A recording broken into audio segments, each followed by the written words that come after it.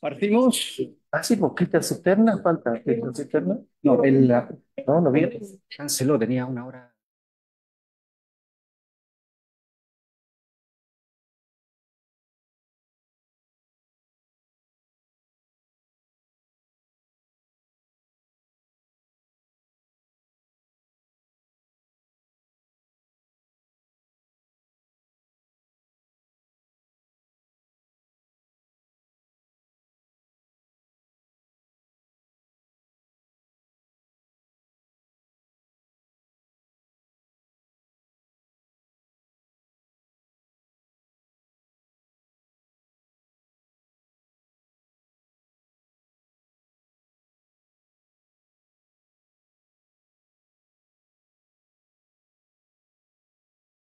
Ok,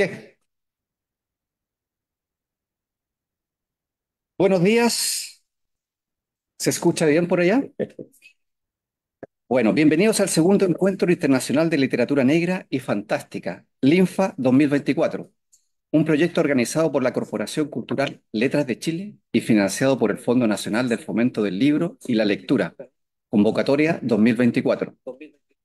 Mi nombre es Julio Enríquez Munita y tendré el honor de moderar esta mesa, visión del estado actual de la literatura fantástica y de ciencia ficción, donde me acompañan connotados académicos, investigadores y autores del género fantástico y de la ciencia ficción.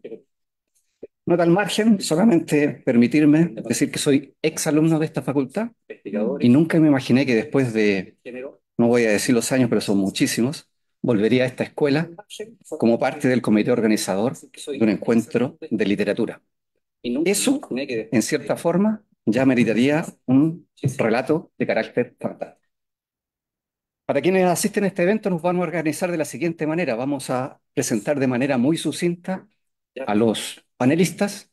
El currículum completo está en Letras de Chile. A continuación de esa breve presentación, ellos van a intervenir con un texto que puede ser de su autoría o de algo que hayan elegido.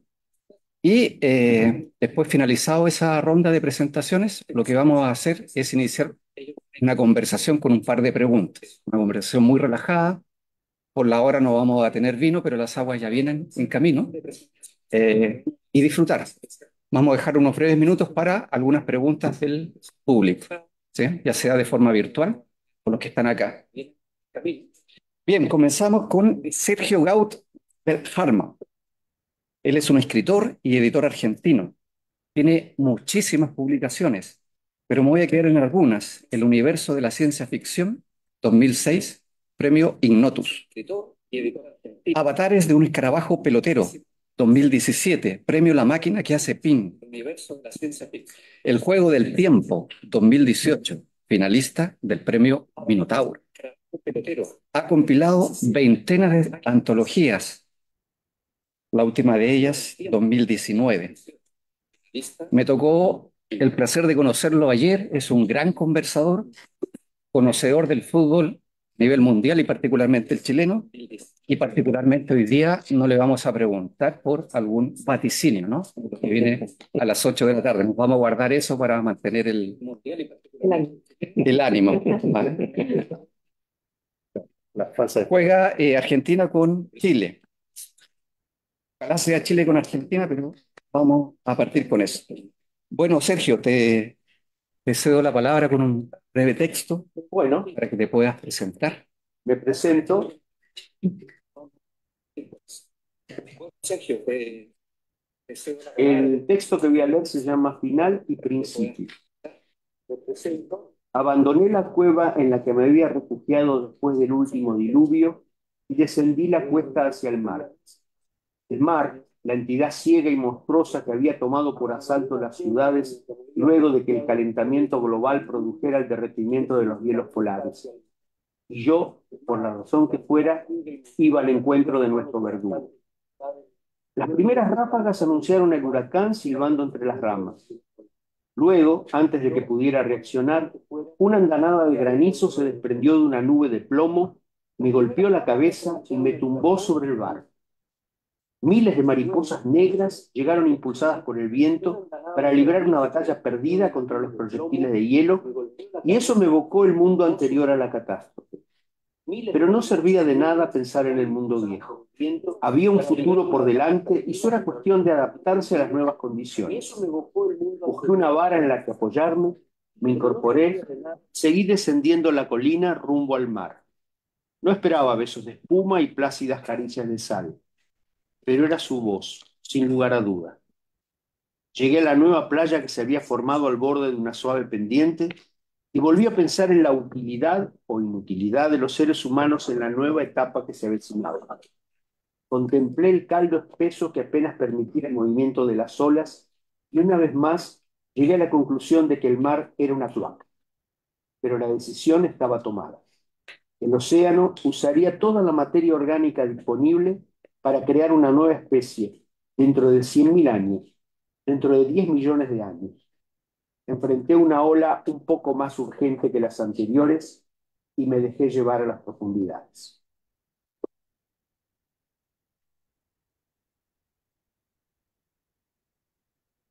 Gracias, Sergio. Es el turno de presentar a Macarena Areco. Ella es periodista, licenciada, magíster y doctora en literatura por la Pontificia Universidad Católica de Chile. Ha publicado alrededor de 80 artículos y capítulos de libros sobre narrativa chilena e hispanoamericana del siglo XX y XXI. Actualmente es profesora titular de la Facultad de Letras de la UC, vicedecana y directora del Centro UC de Estudios de Literatura Chilena, CELICH. Es autora de libros de investigación, ya sea de forma individual o en coautoría. Me gustaría destacar Bolaño, Constelaciones, Literatura sujeta a territorios, 2020. A propósito de esta obra póstuma de Roberto Bolaño, El espíritu de la ciencia ficción. ¿No andas con un ejemplar de...? No. Bueno, bien. Por favor, Macarena. Yo tenía tres, pero aunque fue muy corto mi compañero, ya se leerlo. Este es un clásico, obviamente, todos lo conocen, de La mano izquierda en la oscuridad. Em, Después de la cena bebimos cerveza caliente junto al fuego. En un mundo donde hay un utensilio común de mesa para deshacer el hielo que se forma en el vaso, entre sorbo y sorbo, uno llega a apreciar la cerveza caliente. Straven había conversado amablemente mientras cenábamos. Ahora callaba, instalado allí delante junto al extremo de la chimenea. Aunque pronto se cumplirían 2 años de mi llegada a invierno, yo estaba todavía muy lejos de poder ver a los habitantes del planeta tal como ellos se veían a sí mismos. Lo había intentado varias veces, pero mis esfuerzos concluían en un modo de mirar demasiado deliberado.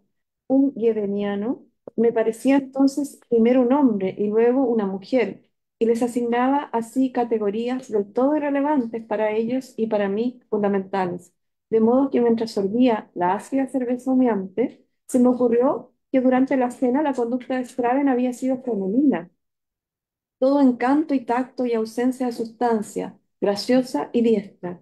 ¿Era quizás esta blanda y sutil femineidad el motivo de mi desconfianza y mi rechazo? Pues me parecía imposible pensar en Straven como mujer.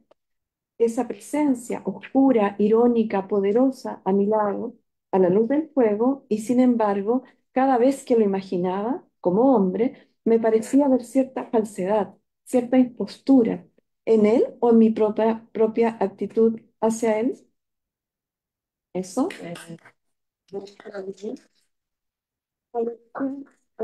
Quería leer un poquito de Por teatro. por favor. Sí, está Tengo un bien. minuto, Un diálogo porque entre... sí, quería, bueno, Entre muros el inicio, ustedes lo pueden leer después de mi sala. Y un poquito, no de un texto de ciencia ficción, sino que más bien fantástico, de Soledad Belli, que espero que la conozcan, y si La no, conozco. léanla, ¿no? Que el cuento se llama El vínculo, ¿no? Y el libro Teratofilia. Bueno, se había imaginado a un recién nacido de comercial, sonriendo, durmiendo plácidamente desde que deja el canal de parto, las piernas abiertas de la madre dispuestas como marco para foto. Lo que irrumpe, en cambio, es un ser atónito, furioso y desconcertado. En la sala de parto se aferra a él para no tirarlo, mientras todos se miran con ojos grandes, jadeando, la sala silenciosa. El neonatólogo comenta algo sobre piel ligeramente azul, pero no hace ademán de tocarlo. Escamoso, limoso. No usa exactamente esas palabras, pero no puede evitar hacer referencia al mar mientras toma notas. Ojos coralinos, dedos como aletas, aroma salino. El niño lleva 3 días sin cerrar los ojos. Decide usar esos diarios para padres que le regalaron hace meses.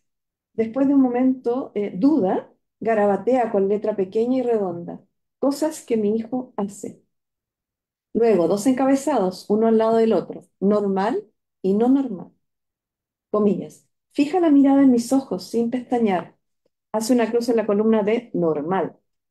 Cuando tiene hambre, hace un ruido ululante como una ambulancia o camión de bomberos. Nuevamente hace una cruz en la columna de normal, pero su mano titubea sobre la otra columna. Estoy terminando. La única forma en que se queda dormido es flotando pocos milímetros sobre la cuna. Con trazos seguros hace una cruz en la columna de no normal.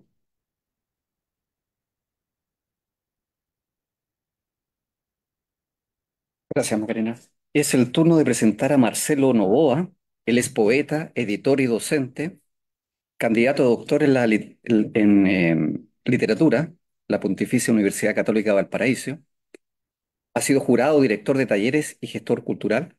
A fines de los 80 fundó Trombo Azul de Valparaíso, recordada editorial independiente local. Tiene muchas publicaciones. Actualmente su proyecto editorial, Puerto de Escape, donde publicó Años Luz, mapa estelar de la ciencia ficción en Chile, ha editado más de 120 novelas y cuentos de nuevos cultores del género en el país y dirige la página de rescate y debate sobre el género en Chile y Latinoamérica, puertodescape.cl. Eso lo ha convertido en referente obligado de la escena fantástica hispanohablante. Marcelo, ¿qué nos puedes? Gracias. Bueno, primero que nada, felicitar a la organización, digamos, los amigos que siguen, ¿cierto?, soñando para que se hagan estos encuentros y, por supuesto, digamos, a ustedes que están acompañándonos tan temprano esta mañana. Son dos poemas ya están incluidos en un libro que se publicó en 2019 que se llama Arte Cortante. Liliputa en Pulgar City. ¿No eres acaso la maldición de todos los muertos vivientes este domingo de rotativo porno? Con apenas la sombra de animal agazapado por vestuario, subes a escena, Alicia solo para adultos. Aunque te dibujen una falsa boca, no mientas. Nadie sabrá tu verdadero nombre, hecho trizas, la sonrisa de una arruinada esfinge. Devuélveme tus zapatos rojos bajo la cama, Dorothy triple X, o treparé el acantilado de cartón piedra frente al mar fuera de quicio y juro, acabarás al fondo de mi lengua muerta.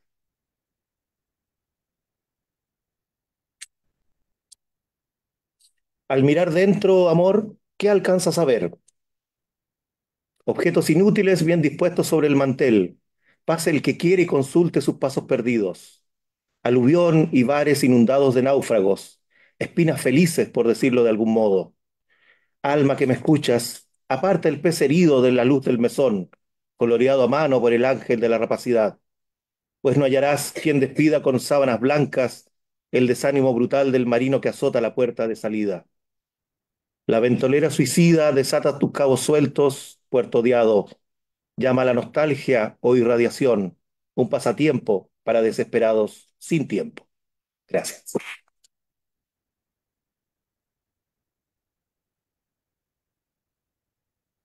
Gracias, Marcelo. Es el turno de presentar a Roberto Plisco Vázquez, que Exacto. en una entrada Se materializó en el... propia del género fantástico, hace su entrada. Roberto es ingeniero de ejecución de la Universidad Técnica del Estado, con magíster en gestión universitaria, pero por sobre todo es un coleccionista de obras de ciencia ficción. Sus primeras obras las adquirió a los 13 años. Hasta el día de hoy sigue comprando obras del género, tanto de ciencia ficción como de fantasía, hasta tener una biblioteca de alrededor de 4.000 textos, entre novelas, textos temáticos, fanzines y obras de autor. Por razones de seguridad, no vamos a dar la dirección de Roberto para que no sea sujeto de algún Bien, en los mediados de los años 60 forma junto con el actor Andrés Rojas Murphy y los escritores Hugo Correa, Elena Aldunate, Antonio Montero e Hilda Cádiz el primer club chileno de ciencia ficción chilena. En los años 2000 vuelve a su autor favorito decimonónico, Julio Verne, un estudioso de su obra y de la relación con Chile. Roberto, no sé si tienes alguna muestra, algún extracto breve que quieras leer a manera de presentación o lo dejamos para... Voy a partir para dar el contexto en el cual quiero hacer mi presentación. Primero que nada, buenos días, perdón el atraso del tráfico. ¿Mm? No. Taco. Taco. ¿Pero lo hubieras comido? Sí, si prefiero el taco, me lo como. Hasta estos tacos no. Pero bueno, la idea mía es, dado mi condición más que de escritor de palos, igual que ayer estábamos inventando una palabra,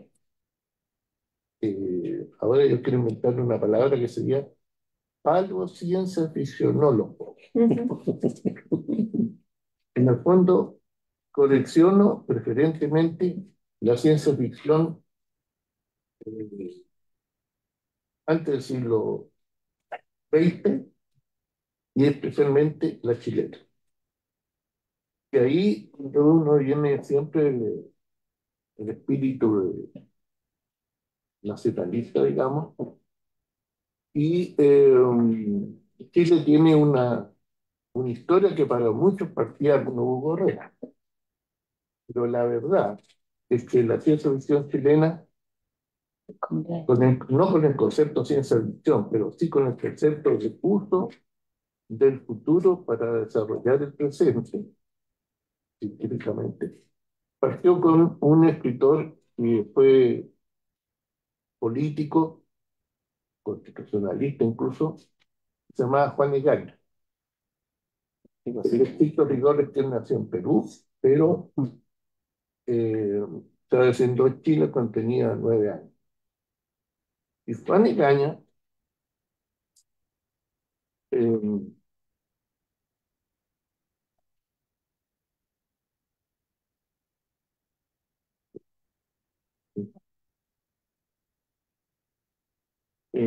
Juan Egaña fue un escritor que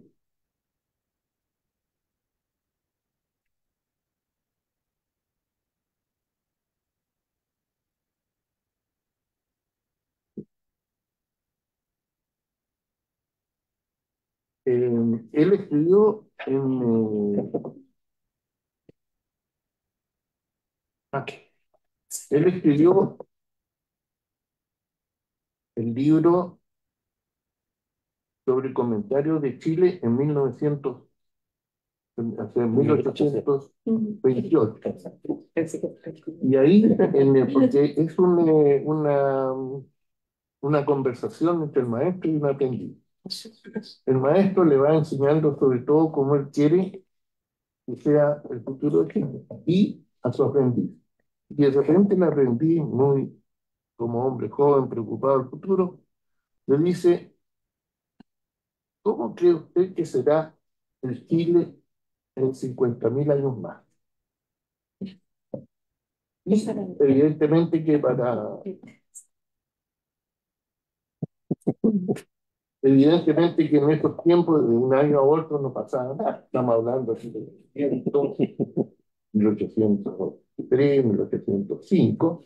Entonces, de un año a otro era lo mismo. Entonces, él describe eh, en este digamos, en este futuro, el texto se llama Ocio filosófico y poético en la Quinta de las Delicias.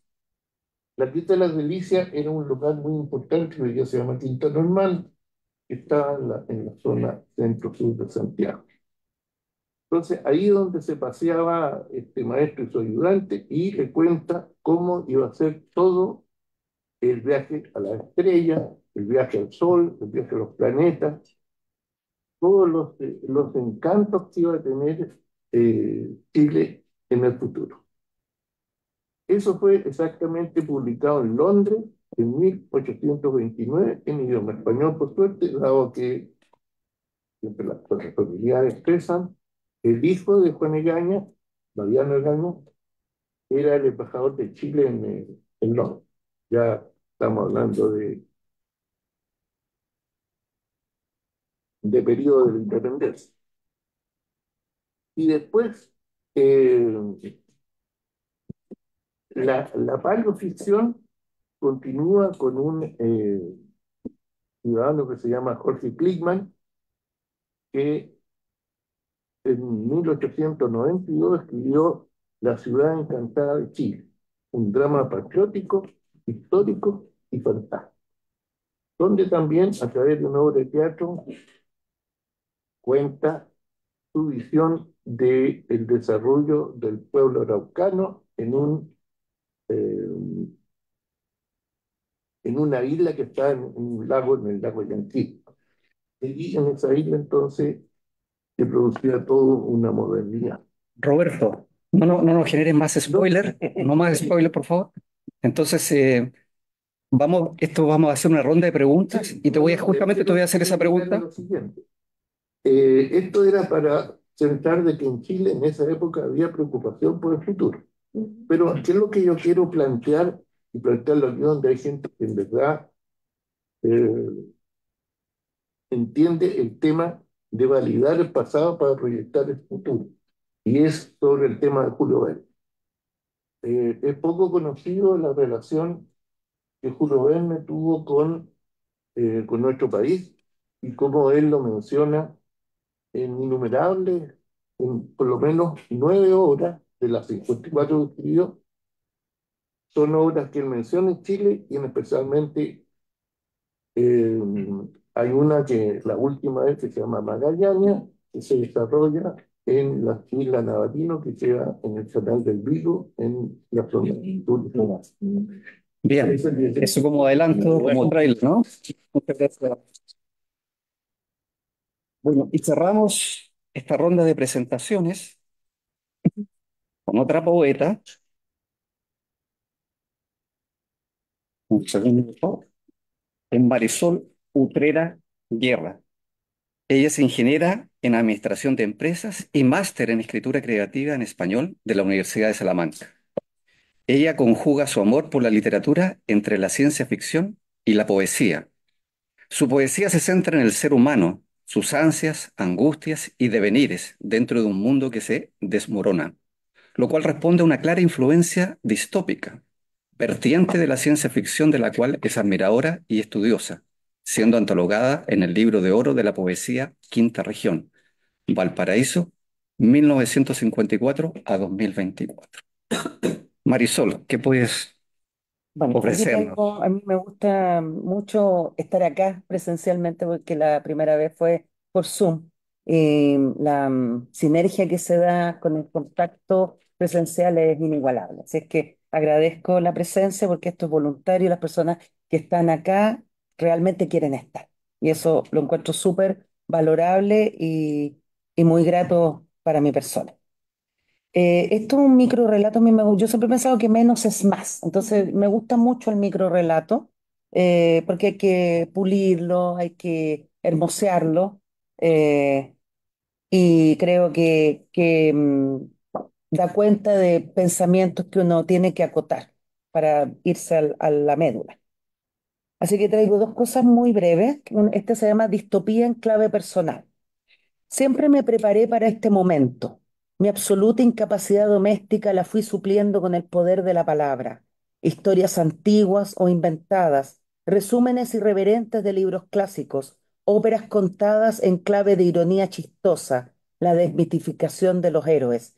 Ah, pero la poesía, esa permaneció perfecta e impoluta en los laberintos de mi memoria, pudiendo recitar durante horas.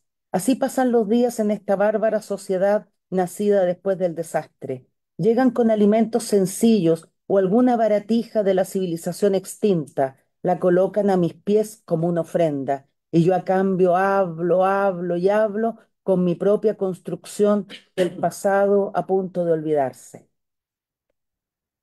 Y aquí viene esta parte que es de comentarista literaria, porque la parte crítica tiene un sesgo punitivo que no me piace.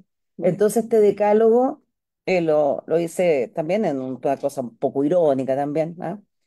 Uno, encuentra tu voz, esa forma única e irrepetible en que cuentas cada historia. No abuses de las palabras largas. Más de 5 palabras, de más de 5 sílabas en 2 renglones agobian a cualquier lector. No deseches la loca idea que se te ocurrió antes de la madrugada. Podría ser un gran inicio o final. Dale armonía a tu escritura, que al leerla parezca estar dotada de una melodía interior, sin chirridos molestos. Dedícate a escribir, no a describir. Tu arte va primero, tú después. Los lectores recordarán tus personajes, no a ti. Intenta leer a los maestros que elijas en su lengua natal. Las traducciones siempre tienen un sesgo que opaca la belleza del texto. Despójate de todo convencionalismo, tabú y restricción. No temas ir más allá de los límites autoimpuestos. Juega con las palabras, tómalas, acúnalas, lánzalas al espacio y que cobren vida propia. Nada nuevo hay bajo el sol, pero lo puedes contar a tu manera. Muchas gracias.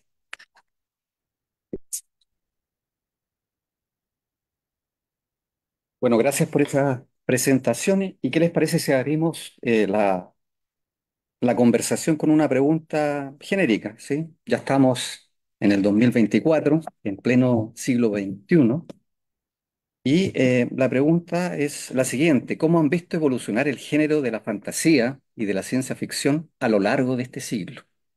¿Hay algo distintivo en lo que se escribe en Latinoamérica que se diferencie de otras latitudes? Sergio, me gustaría partir contigo en esa faceta de escritor, compilador. ¿Qué puedes decirnos En los últimos tiempos he sido poco lector en comparación con otras épocas, era un lector voraz. En este momento, tanto la actividad docente como mi propia creación no me dejan demasiado tiempo para leer. No estoy tan actualizado en detalles de cómo los escritores latinoamericanos afrontan los cambios profundos que se están produciendo en la sociedad.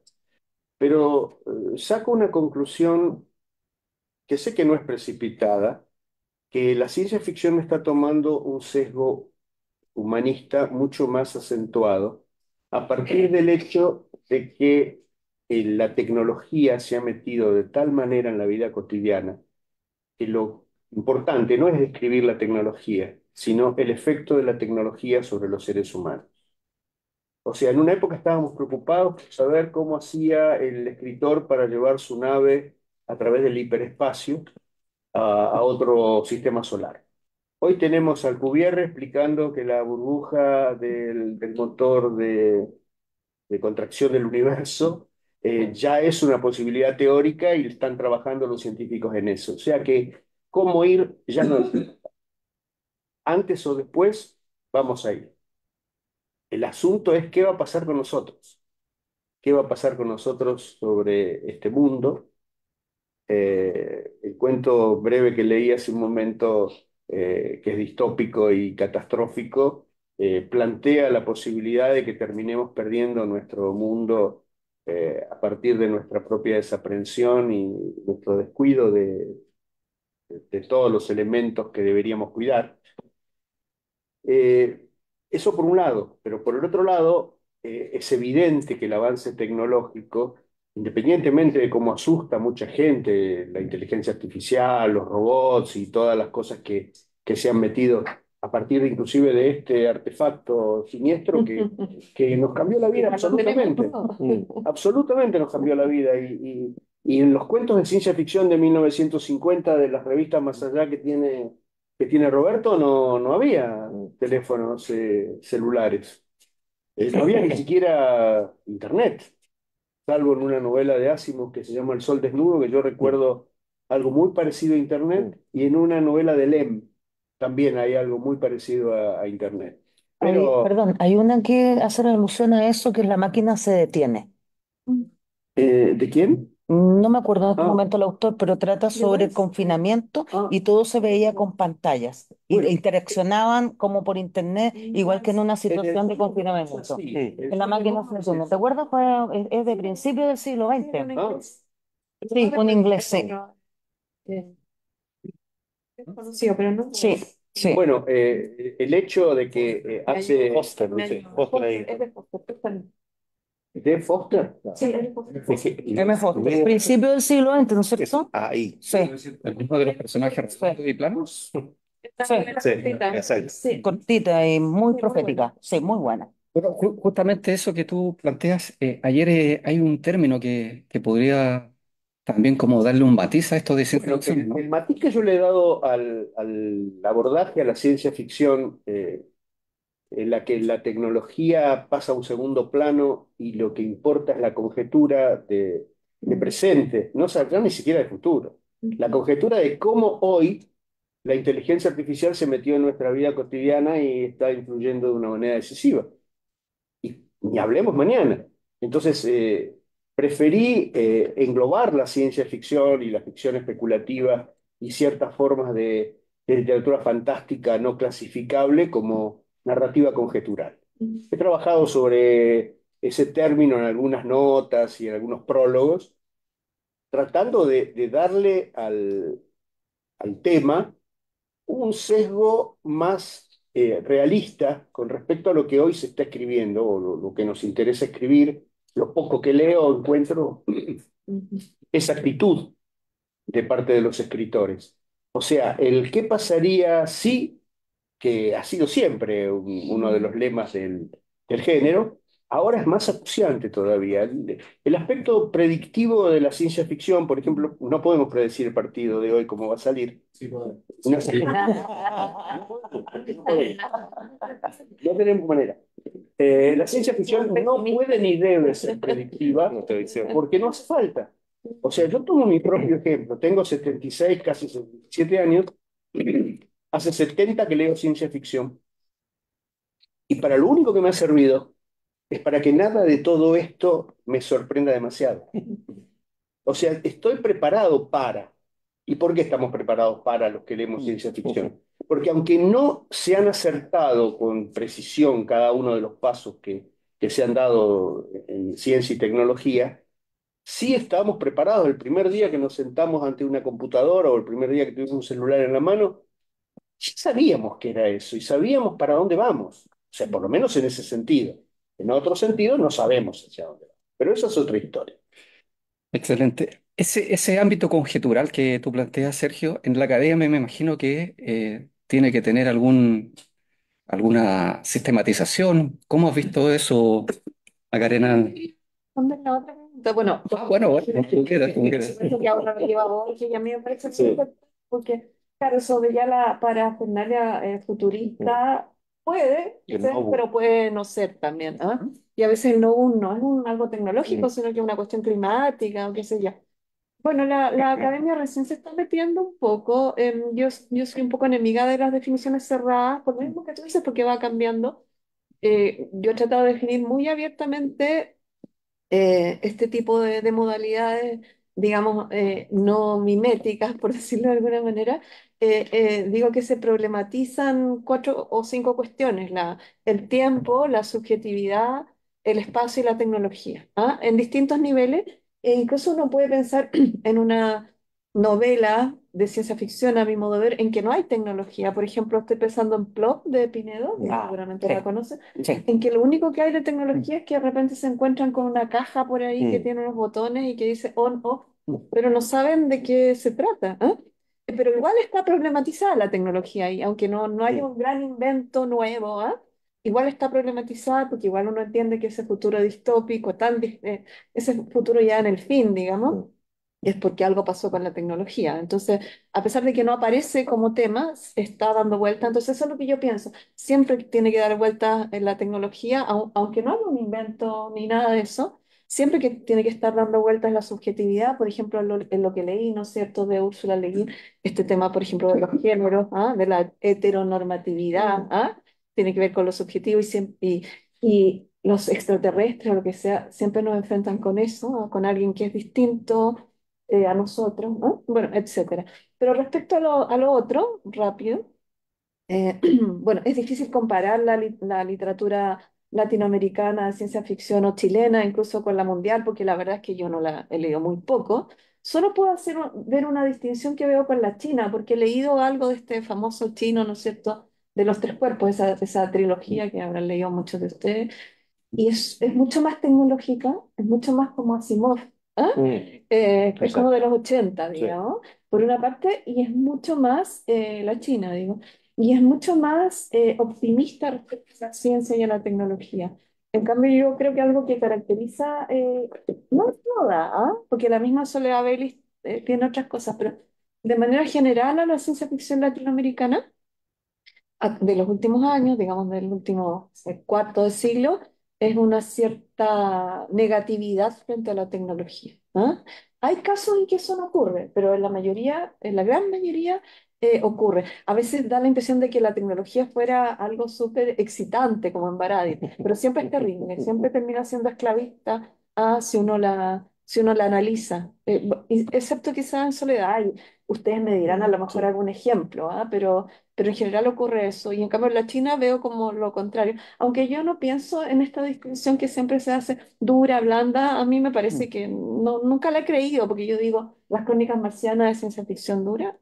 No, no es cierto, Es para que era un nada. poeta. Nunca he pensado que esa distinción sea tan clara como hay gente que la piensa respecto a lo latinoamericano y a lo europeo o anglosajón.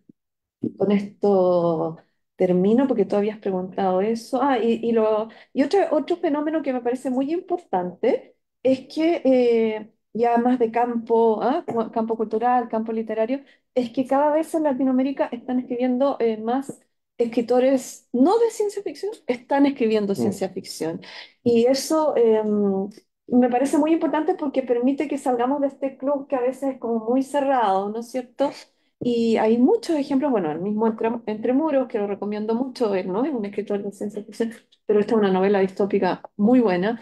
O, por ejemplo, Sin Fin de Caparrós, no sé si la han leído, también la Sí. recomiendo muchísimo. Caparrós es periodista, ha escrito sobre un montón de cosas y escribió esta novela que es de ciencia ficción, a mi modo de ver, y es muy buena. Bueno, y podría dar muchos más ejemplos, pero termino. Fernando Eso. Trías, perdón, también, ¿no? Sí. Fernando Trías, muy Perdón, rosa. Mugre en rosa. Argentina se ha dado el mismo fenómeno y escritores como Chernoff o como Nielsen también han escrito, sin ser escritores de ciencia ficción, han escrito ciencia ficción o temáticamente han tomado, además los temas distópicos para los latinoamericanos son casi familiares, vivimos en medio de una distopía. Históricos. Así que históricamente somos distópicos, no veo por qué la literatura no reflejaría eso. Y desde el mundo de la poesía, los poetas, ¿cómo ven la misma pregunta, pero con esa mirada? Bueno, y además que tú ven un compilador. Sí, es interesante porque alguna vez, digamos, cuando estaba pensando en años luz, dije, voy a incorporar también poetas que han escrito, digamos, sobre este tema. Y se volvió muy arduo, digamos, sobre todo revisarlo históricamente. Entonces dije después, con esa idea, digamos, siempre de estar como cuadrando el círculo, dije, entonces voy a poner un poeta por cada una de las cuatro secciones, digamos. Y aún así me costó mucho pensarlo. Hay casos aislados, hay por ahí un poema en la literatura chilena, estoy pensando que hay un poema de Huidobro, ¿no? Que él habla, que dice que estoy sentado sobre la casa del tiempo, cuando miro hacia un lado es el futuro, cuando miro hacia el otro el pasado, que es muy interesante sobre la relatividad, digamos, y está escrito, digamos, en los años 30. Y luego de ahí uno se salta enormemente hasta el famoso poema de Telier, digamos, ¿cierto? Cuando este hombre está esperando el fin del mundo, digamos, ¿cierto? Y está como en su barrio de su pueblo pequeño, digamos, ¿cierto? Y él se da cuenta, digamos, que al igual ¿cómo se llama? Que Bradbury, para la gente común y corriente, digamos, el fin del mundo va a ser un día más, no solamente las grandes potencias, los que están enterados de lo que va a pasar mañana, ellos sí van a estar preocupados del holocausto, en cambio la gente va a seguir viendo su día hasta el final del día, como ese matrimonio en el Crónicas Marcianas que se duerme plácidamente, ¿cierto? Y se acaba el mundo.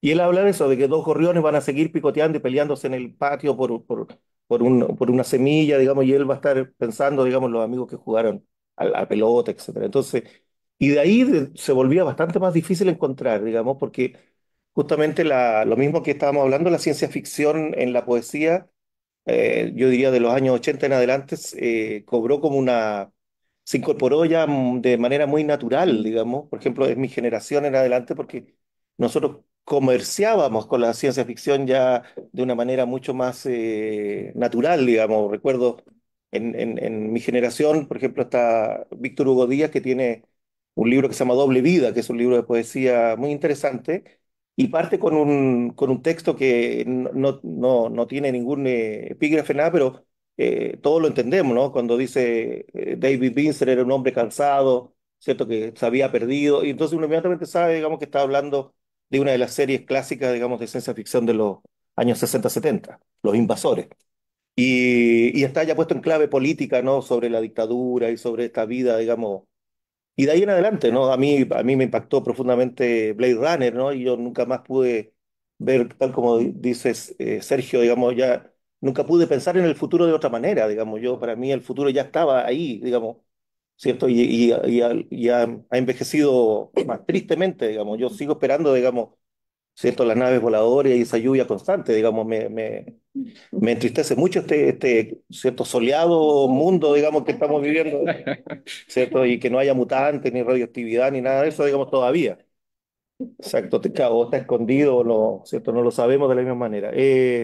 Entonces, por lo tanto, digamos, ahí hay una relación. Ahora, mucha gente que escribe mala poesía ha escrito ciencia ficción, y eso también le ha hecho mucho daño, digamos. De hecho, hay varios concursos internacionales y yo los busco cada cierto tiempo y me lamento mucho, ¿no? De que no haya, digamos, una pluma, ¿no? Que podría ser quizás Oscar Hahn, que incluso dedicó un libro completo a esta temática, pero lo puso como aparte, ¿no? Él mismo me lo confesaba a mí, me dijo, lo hice, digamos, porque, claro, siempre me están diciendo, entonces junto a todos los poemas que están en sus libros que hablan de el holocausto, los mutantes, etcétera, el futuro, y lo puso en un solo libro, digamos, que como para dejar tranquilo eso y para separar, digamos, el resto de su poesía y no contaminarla con ese tema, digamos, eso correspondiendo, digamos, como la pregunta. Creo que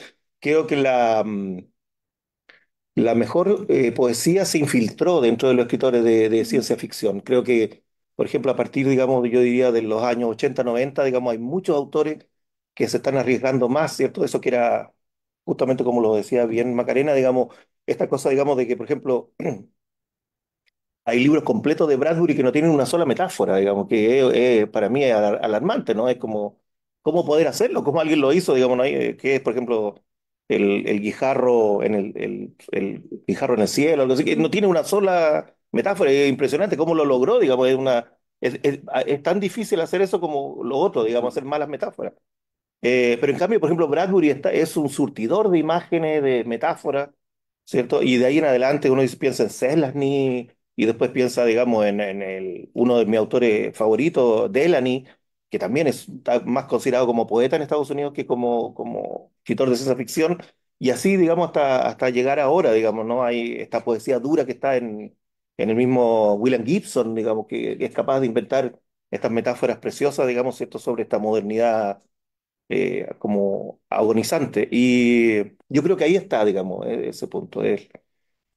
Otro detalle, digamos, de esa relación, yo la veo justamente en el tema creo que el cine ha logrado por fin, digamos, yo pienso que del 2000 en adelante, zafarse por fin de esta cosa espacial como que era una especie de San Benito, era una cosa terrible, ¿no? Todo tenía que ser espacial y todo tenía que ser exacto y tenían que, claro, y enfrentarse guerra interplanetaria o ataque a nuestro planeta, todo, para encontrarnos con películas, digamos, ¿cierto? Que son maravillosas, digamos, en algo mínimo, ¿no? Uno piensa, por ejemplo, en esta película, digamos, de estos cuatro personajes, digamos, ¿cierto? Uno de ellos, digamos, el androide, que están en una casa, digamos, en un lugar aparte, digamos, y al tipo lo llevan para que testee con el test de Turing a este androide, digamos. Ese tipo de película a mí me parece que ahí hay poesía, digamos. O sea, es capaz de esto, ¿no? Este baile, este robot, esta mujer robot que va bailando y en un momento se da cuenta frente al espejo que es un robot y se empieza a sacar partes del cuerpo.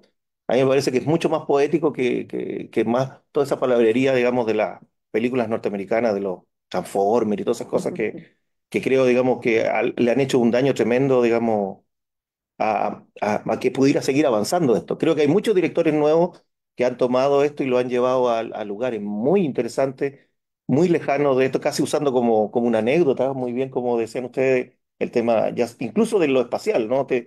El tipo está en un bosque, digamos, y te dicen que están en otro planeta y tú ya ni siquiera te cuestionas, digamos, pero este bosque se parece mucho a, digamos, a cualquier bosque de cualquier parte del mundo porque lo que tú dices voy a ver es otra cosa, ¿no? A partir, digamos, de esta idea del viaje interior de Tarkovsky, ¿no? Que creo que es uno de los primeros que entendió que la poesía era una posibilidad de mirar al futuro, una ventana, digamos, que permitía unir la ciencia ficción y no necesariamente la tecnología, ¿cierto? En la parte más...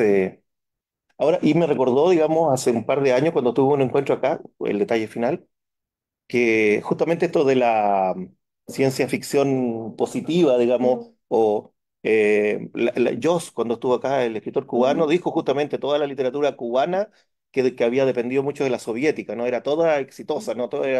Iban a ir a otros planetas y todos iban a ser felices y la gente iba a entender por fin, digamos, que había que romper todas las divisiones.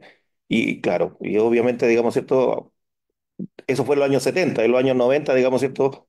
Rusia abandonó a Cuba, digamos, y Cuba se volvió distópica, digamos, en tiempo real, ¿no? Y ya nunca más se escribió esa literatura, digamos, esperanzada, digamos, de la humanidad porque ya no habían fondos soviéticos para sostenerla. Entonces, y yo pienso que los chinos, a lo mejor algo de eso hay, Todavía digamos, nos queda. algo de eso hay, digamos. Bueno, luego de lo que van a hacer en la Luna, ¿no? ¿Cierto? Porque esta teoría me parece maravillosa, ¿cierto? Para conspiranear un poco esta idea, digamos, de que los chinos le van a dar el combustible a Estados Unidos para llegar a Marte y a cambio se van a quedar con la Luna, me parece maravilloso, porque ahí sí que vamos a tener un desastre. Eso van a underwater, que los rusos se fueron, los rusos Exacto, no sé dónde, ya no me exacto. acuerdo, y la Tierra es, Es de los latinos, digamos, exacto.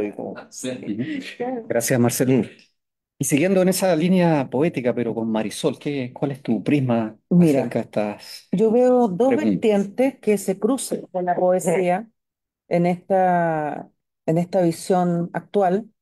Hay una vertiente que es el tema del lar, que es el lugar donde concurren las cosas y los personajes, que es muy latinoamericano, porque hay distintos escenarios, y viene un tema muy fuerte ahí, donde pasan cosas en esos entornos, ya sea selva, desierto, hielos, son escenarios que por el respecto, porque la sentían cercana porque nosotros no somos una realidad de cohetes ni de satélites, somos esa otra realidad. Y la parte del LAR solo la he visto así modernamente, muy impresionante, un libro majestuoso, que es La ciudad y la ciudad de China Miéville, que la encuentro espectacular, que ahí hay una propuesta que no es espacial, Mm. ¿ah? Y que es muy poética y tiene mucha metáfora. Sí, pues, Entonces, esas dos ciudades que coexisten con una línea que no hay que imaginaria, mirar digamos. una línea imaginaria, pero que se van cruzando, es una propuesta muy, muy buena, que no es habitual en en la ciencia ficción anglosajona. Entonces, esa es la propuesta primero de los escenarios en que concurren y ocurren las cosas. Y esta otra vertiente que también es poética, y que aquí hay una cita en un libro muy bueno que ha sido el penúltimo que leí, Chamanes eléctricos en la fiesta del sol, de Mónica Ojeda, ecuatoriana, y aquí su epígrafe lo dice todo, que es de mi autor, mi poeta favorito en lengua inglesa, William Butler Yeats. Dice, ¿acaso la poesía y la música no surgieron de los sonidos que hacían los hechiceros para ayudar a su imaginación a conjurar? Y esa vertiente también está muy fuerte, que es la parte mítica, mitológica, la Mágica. explicación mágica de las cosas, la hechicería, los ritos, todo lo que viene, o sea, toda la mitología que Chiloé, el archipiélago mágico, pasan muchas cosas, ¿no? Entonces, Lo pre-racional, todo lo pre-racional, sí. todo lo que viene de la forma de explicar el mundo a través de lo mágico, esa concepción mágica en que la gente se aferra, que aunque le estén explicando que el resfrío no da porque la persona se enfríe, siempre va a creer que se enfrió, la ojearon y le hicieron un mal. Entonces, esa parte yo creo que es propia de nuestra idiosincrasia y que converge en en el continente. todo lo que es lo latinoamericano y también en Centroamérica es muy fuerte también, donde se da el tema del chamanismo, y está el vudú, y están las explicaciones de la resucitación de los muertos. En México, el culto a la muerte, que también se cruza con un tema fantástico de la Santa Muerte. O sea, está la parte esotérica, la parte mágica y la parte de que eso ocurre. O sea, esto uno ve una calaca, una Catrina y dice México. En México pasa eso. Y todo es posible en respecto a esa realidad de la muerte. Aunque no es el fin pragmático de todo. No van a resucitar a una persona y la van a convertir en androide. No. La Santa Muerte, la Catrina, va a haber un rito y la persona puede que viva como se ve en la película en Coco, que pasan todas esas cosas. Entonces, creo que esa riqueza, ese crisol, ese abigarramiento, ¿ah? Que da todo esto, este tema bizarro de un continente, pienso que ese es el sustrato donde se va a alimentar esta nueva ciencia ficción y fantasía desde un punto de vista menos tecnológico, menos de cohete, menos de robot y más de magia y de lugares, creo. Gracias, Marisol. Y de Roberto, desde tu mirada de coleccionista, ya mencionaste que ha abarcado el siglo XIX, XX, XXI. La misma pregunta, en el siglo XXI, ¿ves algo distinto? ¿Hay un reciclaje? ¿Cuál es tu percepción de esto? Mi percepción fue haber leído alto, eh, pero tal como el tiempo va pasando y uno va gastándose todas las cosas, últimamente no he leído mucho. No, yo creo que dejé de leer el 2000 y 10, por ahí. Y siempre porque yo empecé a leer el año 57. Yo me crié con una visión positiva de del futuro. Uno leía las novelas de ciencia ficción de ese tiempo, leía más allá, leía Nebulae, todas esas colecciones que venían con autores, algunos antologistas, era más bien positivo. Incluso yo siempre recuerdo un- una obra de Widam,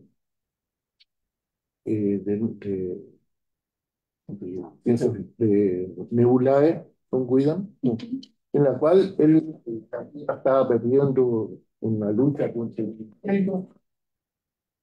Entonces, un científico, matemático, había encontrado la forma de poder evitar el problema que los extraterrestres anulaban los sistemas eléctricos de las naves. Entonces quedaban las naves sin poder controlarse y, obvio, fácilmente las eliminaban. Estamos hablando del año 64. ¿El Día de los Trífidos? No, No, ¿No, no, no era eso? está hablando de un Ah, cuento. ya, un cuento, ya. Trífido, después. Ya. Y entonces este científico quiere hablar con el comandante jefe de la defensa terrestre para presentar un arma que va a poder eh, eliminar la ventaja que tenían los extraterrestres de poder anular los sistemas informáticos. Entonces, ¿qué es lo que hace? Le expresa a todos los que estaban juntos, le dice, mire, el tema está que al no tener cómo calcular, porque los computadores están congelados, lo anulan, nosotros tenemos que ver nuestro origen, justamente chino. Y él saca un abaco. Y rápidamente lo, lo muestra y le dice, a ver, déjame algún ejercicio matemático que quiere que le haga. Y el general le dice, a ver, súmeme 2 más 2. Yo le repito, 4. Y el general saca su bolsillo una calculadora del tamaño de una cajetilla de cigarro y hace el cálculo, y era cuatro. Entonces voy a lo siguiente, más que al tema del efecto que produce, es cómo al leer eso yo dice, bueno, ¿cuántos años pasarán para que yo tenga la posibilidad de tener una calculadora del tamaño de la cajetilla de cigarro? Pasaron, yo diría, 2 años y ya lo teníamos. Lo teníamos en el contexto positivo. Entonces yo siempre he pensado que la ciencia ficción fue su gran mérito lo positivo. Incluso uno empieza a, a resumir de lo leído en el siglo XIX, por ejemplo, el siglo XX, y hay muchas cosas en las que aquí se mencionan como gran novedad, como el Internet, por ejemplo. Hay un chileno que se llama Luis Regoluco, que se llama, que tiene una historia que se llama Historia Inverosímil, que se desarrolla en París, y él desarrolla el Internet, tal como para resolver el problema a una dama. La interconexión en tiempo real, a través de los telégrafos, todo lo escribe exactamente como en Internet, pero con la realidad que tenían en ese tiempo. Entonces yo creo que siempre la ciencia ficción puede dar lo positivo que hoy día nosotros lo vemos muy poco, tal como se ha mencionado. No hay, digamos, de la lectura un futuro sino medio negro, por decirlo fácil. Pero si uno lee la ciencia ficción antigua, o la misma ciencia ficción que se fue proyectando de esas realidades, ve que es positivo. Hay mucho, por ejemplo, yo me siento en Chile, hay un escritor que habla en el año 1810, habla de la nave espacial, etc. Y Francisco Miralles, en Curioso viaje de un chileno magnetizado Júpiter, el 22 habla del Big Bang, y el Big Bang, tal como fue descrito por un científico. Entonces, muchas veces yo creo que la ciencia ficción, quienes leyeron, eh, no vieron lo positivo que era en verdad ir hacia adelante manteniendo la ciencia en una herramienta y la tecnología bien aplicada por una. Entonces, nosotros tenemos el caso de Julio Verne, que es un tema de ahora. Julio Verne siempre fue positivo. Quizá en su última obra, justo Varios que del siglo desarrolla en Chile, XX. eh, habla un poco del tema de la anarquía. Pero él siempre fue un hombre que planteaba cosas que la planteaba en términos reales. El caso cuando él decide ir a la Luna, construir un cañón, eso sí, había dudas, y enviar una nave que iría a la Luna. Lo simpático es que ahí, en uno de los primeros capítulos, piensa en el financiamiento. Bueno, ya. Sí, dice, pero esto es fácil, dice, tenemos que conseguir aporte. Y uno de los cuatro que fueron en el viaje dice, ya, listo, Estados Unidos, Brasil y Chile. Y nosotros, por 2 tiempos, financiamos parte del cañón que mandó la luna. Ahí está la deuda eterna que tenemos. Gran entusiasta de Chile. Incluso, no sé si puedo tener un minuto para plantear una idea. Un par de minutos. Sí, por favor, cierra un par de minutos. Bueno, la idea que tengo yo, que estoy desarrollando, es mucho por lo que se ha hablado aquí, de que siempre hay una visión negativa, sobre todo la gente más joven, ven y leen cosas que están escritas por mayores, pero que le transfieren sus traumas.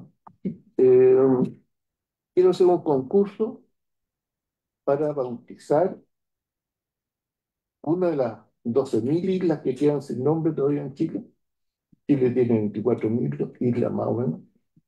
Una de ellas con el nombre Julio Verne.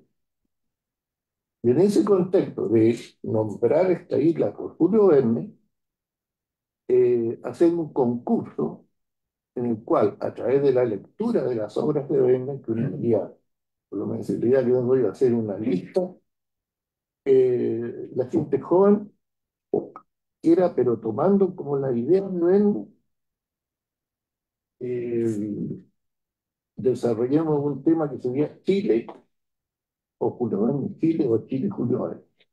Pero para poder hacer lo que pueden hacer un cuento, pueden hacer una novela, pueden hacer un estudio, una investigación, tiene que estar centrado en la obra de Julio Verne. Y yo hablaba incluso ya con la Armada, con varias instituciones, que no es tan fácil ponerle el nombre a un local. Entonces, ese concurso lo haría yo, por quien todos hacer partícipes de un positivismo respecto al desarrollo. O sea, Julio Verne escribió, decía 54 novelas, pero de las 10 escribió en Chile. Entonces, todas eran positivas, o sea, todo el desarrollo, etcétera. Hay cosas que eran muy propias de siglo XIX, no, pero era positivo. Entonces, obligar a la gente joven a que lea y en base a eso haga la proyección. Está bueno. ¿Qué quiere hacer? Y el, bueno, y ahí, así que el que gana, entonces el derecho. Mandamos a la isla. Claro. De colono, de colono. Buena idea, Roberto. Yo me anoto el Muy bien, proyecto. sí, yo también. Sí, ya, nos anotamos. Ya. Te ayudamos. Exacto. Gracias, Roberto. Gracias.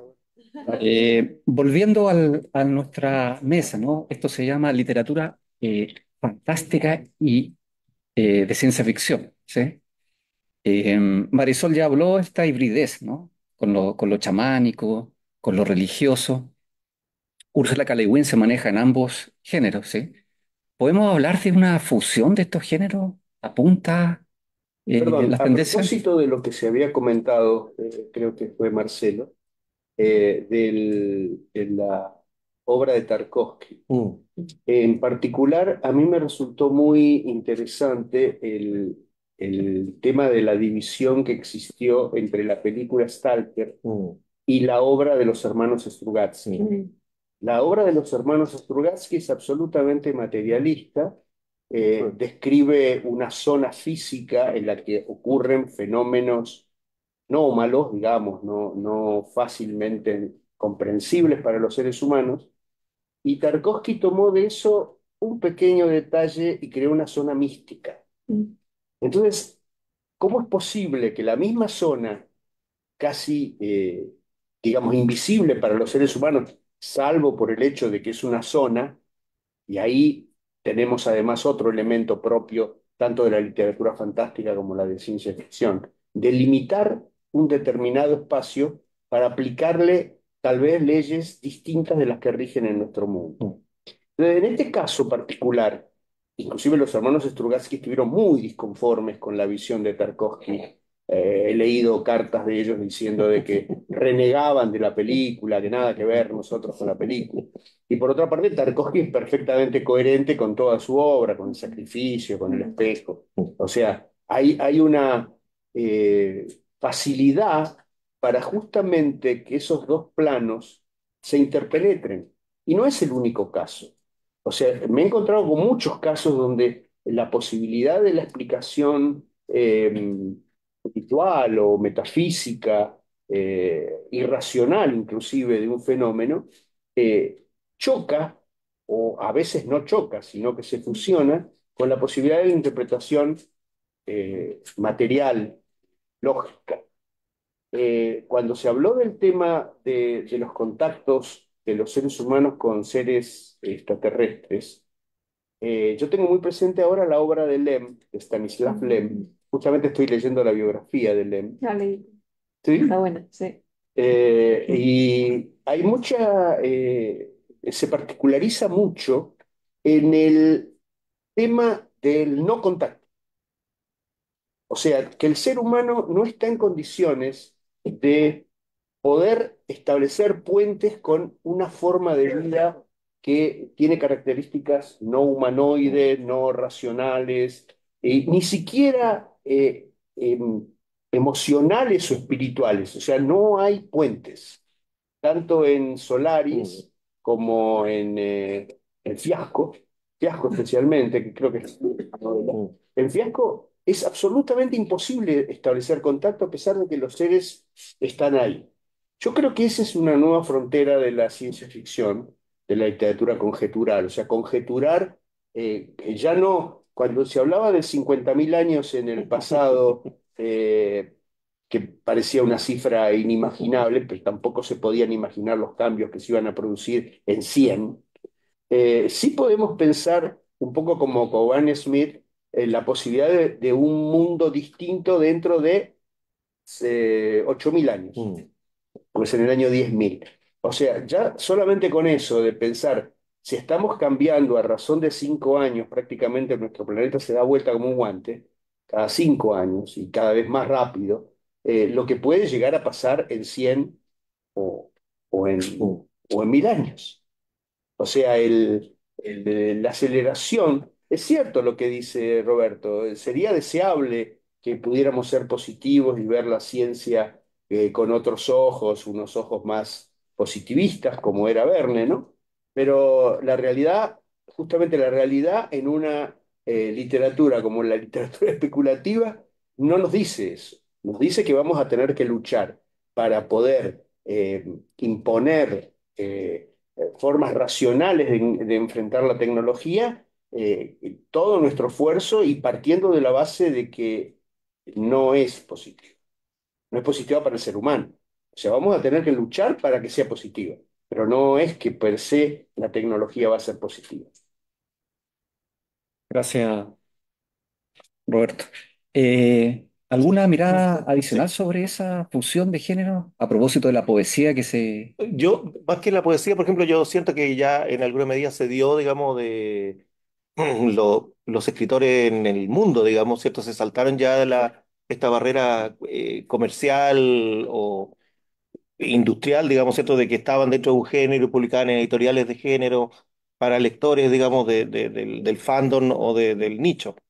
Eso ya se saltó, digamos, por ejemplo, todo lo que se le sigue, ¿no? Le ponen nuevos nombres, el New Weird, por ejemplo, todo eso, yo creo que ya está hablando de eso, digamos, y justamente lo que decía también Macarena de tanto autor que hoy día utiliza como una herramienta más, ¿no? Así como antes, digamos, un autor podía ser romántico, naturalista, utilizar diferentes como técnicas, ¿cierto? Hoy día, digamos, la ciencia ficción como un estilo más, es una paleta más, es un pincel más para escribir. El libro anterior puede ser de otra temática, pero ese puede pasar por ese tema. Por lo tanto, yo creo que eso ya se fusionó, digamos. Lo interesante, siento yo ahora que en Latinoamérica, por ejemplo, es que es lo que yo he leído más, con más atención, digamos. También me pasó que como del 2015, ya como paré un poco de seguir buscando, tratar de seguir leyendo de ciencia ficción, porque también uno descubre, digamos, que en todas estas cosas hay un control, ¿no? Hay un control, o sea, leemos, ¿cierto? Lo que nos dejan leer, digamos, o sea, por ejemplo, es lo que se traduce o es lo que las editoriales piensan que es importante que se lea. O sea, yo tuve la suerte, por ejemplo, de conversar con Miquel Barceló, digamos, ¿cierto? Que ahora ya es, ¿cierto? Ya es una memoria, digamos, en este ámbito. Y él decía claramente, o sea, estando a cargo de Nova, él decía, o sea, como que él era el que no iba a dejar que cierta literatura entrara por Nova. Y uno decía, que poco generoso y qué terrible, pero eso estaba sucediendo siempre, digamos. Me pasó, digamos, en los años 90 haber ido a la Feria del Libro de Buenos Aires y entrar al stand de Tusquets y ver todos los libros de Tusquets que nunca se habían visto en Chile, porque en Chile Tusquets llegaba a través, digamos, de la librería de Jorge Edwards. Y cuando volví lo comenté muy inocentemente, digamos, y claro, o sea, a Jorge Edwards no le interesaba que la gente conociera que había más autores interesantes en el mundo, ¿no? Que, no que nunca lo quiso. Entonces, imagínate este provincianismo en el que vivimos, ¿cierto?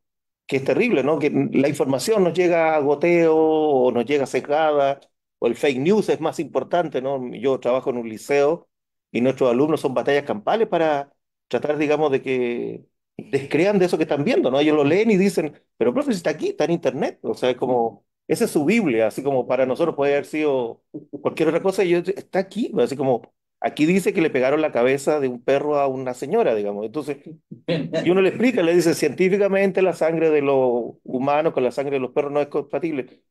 O sea, es mentira esto. Entonces, como que se les destruye el castillo de naipes completo, digamos, ¿verdad? Porque viven en eso. Entonces, y después uno los ve en fractal que nosotros vivimos lo mismo. O sea, estamos leyendo, ¿cierto? Lo que alcanzamos a leer, lo que nos dejan leer, lo que nos muestran apenas, digamos, y por eso es que es tan interesante el fenómeno de lo independiente y cómo esto, digamos, cruza frontera y nos permite de repente saltarnos autores, ¿cierto? Y poder leerlo, ¿no? O sea, por ejemplo, a mí me ha impresionado mucho y creo que es un autor que va a ser muy importante, digamos, que es Juan Carlos Barragán, por ejemplo, de Colombia.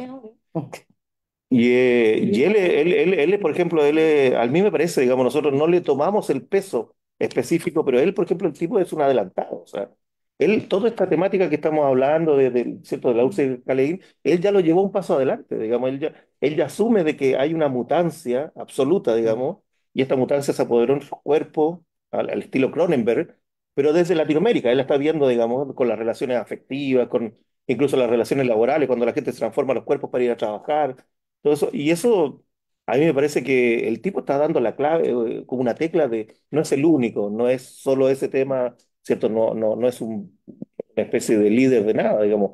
Eso me encanta de Juan Carlos, pero él, el tipo vio algo ahí que es muy interesante y yo siento que, y está mezclando todo esto que hablamos, ¿no? Que podría ser mirado como subjetividad pura, ¿no? Porque él no se dedica a explicar por qué estas cosas que comen, digamos, los transforma y los modifica. A él no le interesa, digamos, eso ya alguien lo hará después y de hecho las drogas ya lo están haciendo. ¿Cierto? Si no, pensemos en el caso del COVID y todo el mundo vacunado con metales pesados, digamos, o sea, todos tenemos metales pesados en el cuerpo, ¿no? Es como una cosa que podría haber sido algo, ¿cierto? Que era terrorífico antes, ahora andamos felices, ¿no? Yo tengo 5 vacunas, así como que es un logro, ¿no? Como que tengo un 6, tienes 6, imagínate. Yo ya no me puse la última inocentemente creyendo que eso me va a proteger de algo, digamos, no. Entonces, ahí hay, por ejemplo, un tema, yo siento que es interesante, que se abrió ya y que estos autores que estaban como en esta periferia y que saltaron y se pudieron colar, y lo mismo está pasando, digamos, en muchas partes, hay muchas mujeres interesantísimas, digamos, que están haciendo esta mezcla y en Latinoamérica, y entonces, por lo tanto, siento que nosotros tenemos una especie de un verano de San Juan en Chile. Hay 11 editoriales produciendo en este momento ciencia ficción desde el norte hasta el sur, digamos. Cosa que, por ejemplo, cuando yo partí, solamente éramos nosotros, digamos, hace 15 años. O sea, en 15 años ha habido una explosión demográfica muy positiva. Y eso significa que hay 11 veces oportunidades más de que aparezcan autores cada vez más valiosos, más diferentes y, y que están siendo capaces de ver ya no solamente las lecturas del pasado, sino que proponer, ¿cierto?, como las condiciones nuevas. Gracias, Marcelo. Quería decir que Barragán viene la próxima semana, nos trae Claire Mercier, así que para que busquen en internet, Excelente, le va a excelente. bastar, es muy Sí. Bueno, distinto. gracias. Vamos, ya nos está pillando el tiempo y sé que hay preguntas ahí en el público. Felipe me hace un gesto, Jorge también me hace otro gesto. No sé si hay preguntas por Facebook. Por favor, ¿sí? Si hay hay alguna pregunta del público, dale, dale, Felipe. Realmente, ¿cómo ves tu situación en Argentina en particular? Este último tiempo en el desarrollo. Bueno, eh, en estos días está quedando muy condicionada por la situación económica y la inestabilidad política y la locura que estamos viviendo. Evidentemente la cultura está muy golpeada, simplemente está tratando de no morir. O sea que es difícil plantearse cuál podría ser el futuro de la literatura en un país donde los escritores prácticamente están considerados personas descartables, personas atacables. Es complicado. O sea, si uno lo mira con un poquito más de perspectiva, nunca hemos dejado de tener cierta esperanza de poder desarrollar actividades, encuentros. Claro, la efervescencia que yo logré en el 83, creando el Círculo Argentino de Ciencia Ficción, es algo inimaginable. O sea, hacíamos conferencias en teatro con un tema árido, quería hacer la literatura de Kawhi Smith y venían 1500 personas. Es ridículo. Hoy no podemos pensar en nada que sea convocante porque la gente está en otra cosa, realmente en otra cosa. Y los escritores estamos de alguna manera rumiando nuestras obras y trabajando en talleres y trabajando en nuestras cabezas, pero sin muchas posibilidades de ver eso que salga a la luz. Lo que acaba de decir Marcelo me da una envidia espantosa. Hoy no hay ni una editorial que, si uno le llevara un libro de ciencia ficción o de algo parecido, se lo publicara sin antes decirle, son 150.000 pesos para que te hagamos la maquetación, 150.000 para que te lo revisemos por un corrector de estilo. O sea, autoedición es la única alternativa para un libro de estas características. Nadie arriesga dinero en un mercado que prácticamente está muerto. Así que nada, no soy nada optimista con respecto a la situación en Argentina, especialmente en nuestra materia. Tal vez en otros temas no sea la voz autorizada para decirlo, pero en nuestro campo realmente está todo muy, muy muerto. Gracias. ¿Más preguntas? Jorge. Sí, yo quiero hacer una consulta, quizás para Marisol, que me llamó mucho la atención lo que mencionaste ahí con respecto al chamanismo y todo eso. Se me vino a la mente García Márquez con 100 años de soledad y las cosas mágicas que suceden en ese libro. No podía preguntar eso, ciencia ficción, pero quiero comentarles esto. Normal, a ver, durante toda mi vida yo he asociado ciencia ficción más que nada a las ciencias exactas, a la tecnología. Soy ingeniero de profesión, hay una inquietación ahí. He leído libros, por ejemplo, se me vino uno a la mente de Michael Crichton, o Crichton, que escribió Sí, sí, tiene un libro que se llama Esfera. sí, Creo que es Esfera, en que sí. están metidos en un submarino. Sí. Y Hay una película Hay también. una película con Dustin Hoffman. Imagínate, o sea, estamos psíquicos. Y ahí me interesante. Se imagina situaciones de monstruos, por ejemplo, un pulpo hipergigante que ataca la nave y evidentemente no puede aplastar. Entonces, ahí hay un juego, digamos, entre lo tecnológico, o sea, digamos que entre las ciencias exactas y las ciencias sociales. Entonces, lo que quisiera, no una pregunta, sino una exploración. ¿Cómo juega eso en la ciencia ficción? El hecho, digamos, de que estamos, que yo tendría a decir que el 90% de toda la ciencia ficción que he leído es Dura. Sí, es que los exacto. cohetes, que los Sí. computadores, que los robots. Mm. Sí. Mira, yo concuerdo con Macarena de eso de sacarle las etiquetas, ¿ah? Porque la etiqueta, el etiquetar algo es se constriñe, entonces no te deja salir de esa línea, ¿ah? Entonces yo creo que la exploración es muy válida y creo que, por ejemplo, hay una película, pero que obviamente está basada en un libro, La Llegada. Es un tema, ahí viene un tema muy fuerte porque es una deconstrucción del lenguaje, porque los seres, no sé si tuviste la película, que es como lo más cercano que podría conocerse, porque las personas que tenemos acceso al libro, yo me lo conseguí por el PDF, claro, no, es complicado. Entonces, estos seres se expresan con una forma de lenguaje que tiran como chorros de tinta, son como pulpos. Y se va reconfigurando un lenguaje que es no lineal, sino que un lenguaje circular y que tiene relación con el tiempo.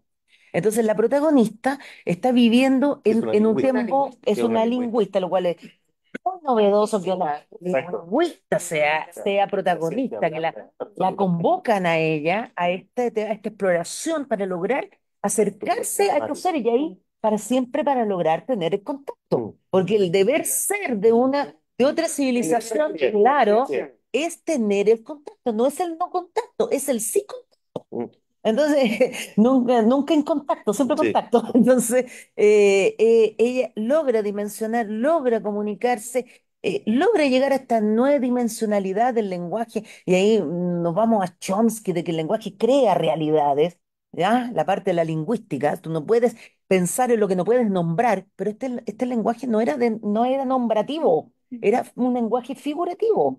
Entonces se reconfiguraba, era un lenguaje visual, artístico, Mm. ¿m? Cambiante. Entonces se iba cambiando la vida porque lo que se supone que ella recordaba, no, era lo que iba a pasar. Entonces estaba en un espacio de tiempo circular. Creo que eso sería el tema. Ahora, yo vi la película Contacto, que creo que está basada en un libro también, donde hay un tema espiritual, extraterreno, Seigen. de proyectarse a otra dimensión post-mortem. Serían los dos ejemplos que podría citarte, donde sí converge lo mágico, lo espiritual y esta trascendencia del ser humano y la búsqueda de. ¿Mm? Perdón, hago una acotación a lo que dice Marisol. Ted Chiang, el autor de Mm. Historia de mi vida, ¿Mm? es posiblemente el escritor que ha aparecido en los últimos años que mejor ejemplifica esa fusión de Mm. géneros, de enfoques, Mm. porque ha escrito muy poco, Más que 2 libros de bueno, cuentos nada más, bueno. pero Sí, cada pero cuento fue de muy él es tecnológico, de otra una obra de Sí, intersección. sí. Así es. En todos los cuentos se Mm. intersectan planos Mm. narrativos. Entonces, realmente yo ahora estoy justamente leyendo Exhalación, que es el segundo libro de Ted Chiang, y realmente estoy sorprendido de la capacidad que este hombre ha tenido, eh, casi como un orfebre, en juntar todos los elementos que flotan en el mundo conjetural y armar una obra propia y personal, Y le cosa da que coherencia. es muy No suena coherente. forzado, es coherente. Esa sería nuestra recomendación. Entonces, chao. Ahora están en Estados Unidos. Él es chino en Estados Unidos, sí. Detalle. Un informe. Seguro también. Seguro. Claro, es una Claro. película. La película es muy Es muy linda. Lo físico, lo emocional, lo psicológico. En cambio, en la ciencia exacta hay una cosa fragmentada en la parte de la ciencia exacta, donde el tema espiritual no está trabajado. Sí, y solo estoy pensando en Ishiguro, que también nos da una idea de cómo escritores que no son de ciencia ficción él ha escrito dos, sobre todo Nunca me abandones, se llama, que está la película que es magnífica y el libro también. Y ahí, claro, ahí está Claro, y el la sol. relación, digamos, sería el no, pero lo que interesa es la cuestión social, política y psicológica y la ideología, diría yo. O sea, como si uno está dentro de una ideología, le parece que eso es normal. Por ejemplo, que a uno usen sus partes otras personas ricas, digamos, Y lo, que se lo otro que plantean estoy ese tema. recordando es el libro La nave Mm. de Salvador, donde ahí va Tomás esa Salvador. nave, Tomás Salvador va, la nave parte en un viaje de colonización, pero pasan tanto, pierde el rumbo y pasan miles de años y se pierde el sentido del viaje. Y hay todo un tema donde hay una recordación a través de un libro, pero que también se pierde el sentido de cuál fue el origen. Y también se hacen como sectas dentro de la nave, Como religiones. religiones, y unos estaban en el lado de la luz y otros estaban en el lado de la oscuridad, y también ahí dentro de lo que es una macronave, que es como una civilización propia, se van dando distintos estamentos y empiezan a fallar y se empieza a perder la energía y se van apagando sectores de luz y tienen que irse migrando hacia donde todavía quedaba luz. También es muy interesante. Y metafórico, pues. Sí, muy Sí. metafórico, muy metafórico. Ahora que lo Tiene dices. un lenguaje muy poético, una parte muy como altisonante, como épica. ¿Ah? Y es de un autor español, por lo tanto, la lengua madre castellana. Por lo tanto, esa épica es verídica, no es una traducción. No, el tema ese se ha repetido en varios, Sí. inclusive el cuento Generaciones de Exacto. CIMAC, Mm. que lo leí hace Las naves tantísimos años, generales, sí. tenía ese tema, justamente lo que dice Marisol, acerca de que las generaciones sucesivas iban perdiendo el sentido del origen. Y la novela Viaje al infinito de Aldis también tiene Sí, esa sí, característica. sí. O sea que es un tema a explorar, como tantos otros, los escritores de ciencia ficción, sin afán de prefigurar el futuro, tratan de ponerse un pasito adelante para conocer el efecto de un cambio o de una situación determinada en la propia vida de la sociedad humana, en la sociedad humana en sí misma. Bien, agradecer esta conversación de lujo.